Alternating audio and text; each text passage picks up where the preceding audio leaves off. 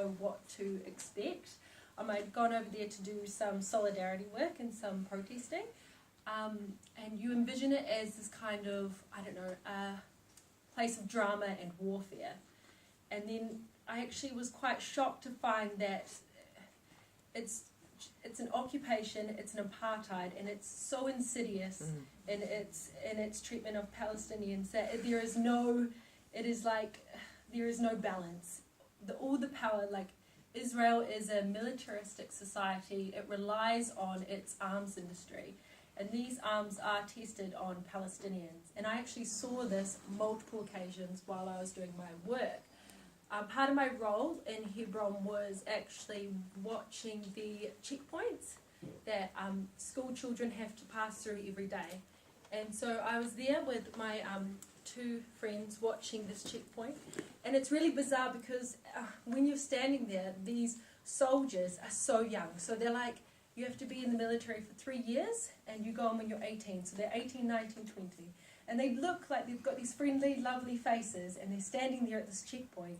And they've got massive guns, and they're pointing them in every direction and at you in a threatening manner, trying to intimidate you. So we're sitting down, and they really didn't like us being there because they don't like internationals watching what they do to Palestinians. So as we're sitting there, there are some children in the far distance that start throwing stones. Now, the school we were watching is a primary school, so none of these children were above the age of 10. The response was to shoot tear gas canisters at the children. And I actually saw these 3 little girls walking down together, holding hands. They were sisters. You could tell they were dearly loved. They were so well kept, and they had their hair tied up in these little matching ponytails. And they were smiling and happy. I didn't know how they could be because I was frightened of checkpoints, yet they weren't. So it's really amazing, their resistance. Anyway, these little girls are walking down, and the tear gas hits them in the face, and it's so strong that I have to put my keffiyeh up around my face to stop yourself from choking. You start choking, and people actually go unconscious. And I just remembered turning around and seeing these 3 little girls just sprinting back, crying for their mothers. And one of them, you can see, has actually been really badly affected by the tear gas, and it makes you really red and you get a rash. It's very toxic stuff.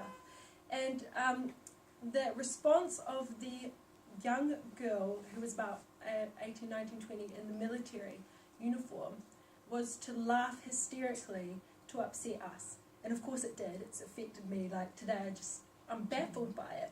But it's this kind of racist ideology that really, it's so shocking to see. She didn't see these as little girls. She saw them as the enemy. She saw them as potential terrorists. And she just took her moment to kind of show us just how little she cared.